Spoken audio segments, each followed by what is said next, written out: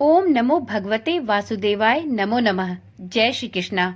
आप सभी साधक जनों को आमलकी एकादशी की अत्यंत हार्दिक शुभकामनाएं।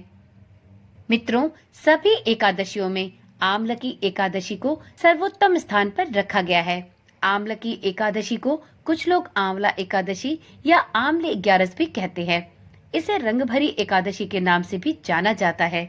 हिंदू पंचांग के अनुसार फाल्गुन मास की शुक्ल पक्ष की एकादशी तिथि को आमलकी एकादशी मनाया जाता है। इस वर्ष 10 मार्च को आमलकी एकादशी का व्रत रखा गया है। सभी एकादशियों में आमलकी एकादशी एक महत्वपूर्ण एकादशी व्रत है। आमलकी एकादशी के दिन व्रत रखकर जगत के पालनहार श्रीहरि विष्णु के साथ साथ आंवले के पेड़ की पूजा भी की जाती है। ऐसी मान्यता है कि आंवले का पेड़ भगवान विष्णु को अत्यंत प्रिय है। इस दिन पूजा के दौरान आमलकी एकादशी की व्रत कथा पढ़ने का भी विधान है। इससे श्रीहरि विष्णु की कृपा साधक को शीघ्र प्राप्त होती है। तो ऐसे में यदि आप साधकों ने भी श्रीहरि विष्णु की कृपा प्राप्त करने के लिए आमलकी एकादशी का व्रत रखा है, तो आज के दिन इस व्रत कथा का श्रवण भी अवश्य करें। तो चलिए आज की वीडियो प्रारंभ करते हुए हम सभी प्रेम पूर्वक श्रीहरि विष्णु का मनन करते हुए, उनका वंदन करते हुए आमलकी एकादशी की व्रत कथा का श्रवण करते हैं। तो एक बार प्रेम से बोलिए, श्रीहरि विष्णु भगवान की जय। पौराणिक मान्यता के अनुसार वैदिश नाम का एक नगर था। उस नगर में ब्राह्मण, क्षत्रिय, वैश्य और शूद्र सभी मिलजुल कर रहते थे। वहां रहने वाले सभी नगरवासी विष्णु भक्त थे और वहां कोई भी नास्तिक नहीं था। उसके राजा का नाम था चैत्ररथ। राजा चैत्ररथ विद्वान थे और वह बहुत बड़े धार्मिक थे। उनके नगर में कोई भी व्यक्ति दरिद्र नहीं था।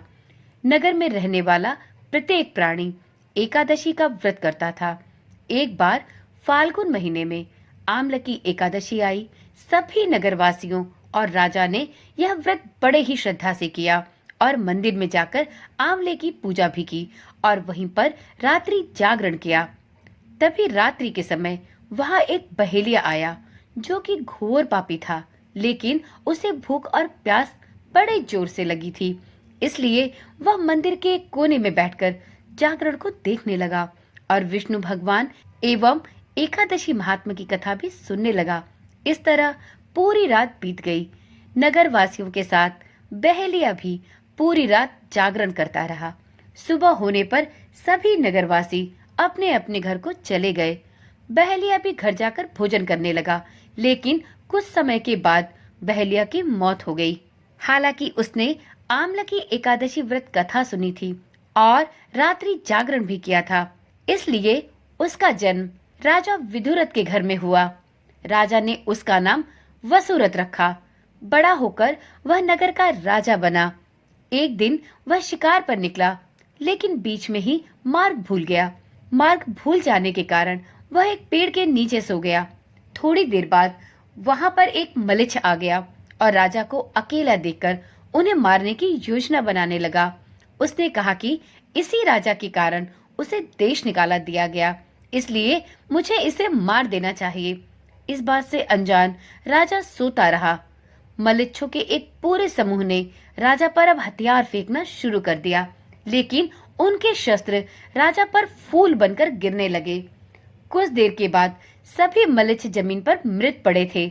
वहीं जब राजा की नींद खुली तो उन्होंने देखा कि कुछ लोग जमीन पर मृत पड़े हैं। राजा समझ गए कि वह सभी उसे मारने के उद्देश्य से आए थे, लेकिन किसी ने उन्हें ही मौत की नींद सुला दी। यह देखकर राजा ने कहा कि जंगल में ऐसा कौन है जिसने उसकी जान बचाई। तभी आकाशवाणी हुई, हे राजन, भगवान विष्णु ने तुम्हारी जान बचाई। तुमने पिछले जन्म में आमलकी एकादशी व्रत कथा सुनी, रात्रि जागरण किया और उसी का फल है कि आज तुम शत्रुओं से घिरे होने के बावजूद भी अभी जीवित हो। तुम्हें पूर्व जन्म के आमलकी एकादशी के व्रत और रात्रि जागरण के फलस्वरूप श्रीहरि विष्णु की कृपा प्राप्त हुई है। इस प्रकार से यह आकाशवाणी सुनकर राजा ने वहीं पर झुककर श्रीहरि विष्णु को दंडवत प्रणाम किया और उनके आशीर्वाद और उनकी कृपा के लिए उनसे प्रार्थना की।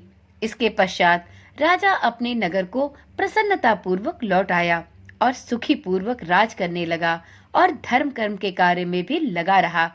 तो एक बार प्रेम से बोलिए, श्री हरि विष्णु भगवान की जय। हे जगत के पालनहार, जिस प्रकार आपने बहलिए को अगले जन्म में राजा बनाकर उसके सभी संकटों को दूर किया, उसके जीवन की रक्षा की, इसी प्रकार से कलयुग में भी जो भी कोई साधक संपूर्ण निष्ठा और पूरी श्रद्धा के साथ आपका व्रत करे, आपकी कथा का श्रवण करे और आपके व्रत में रात्रि जागरण करे, उस पर अपनी कृपा सदा सर्वदा के लिए बनाए रखना। ओम नमः शिवाय। जय श्री कृष्णा। राधे राधे।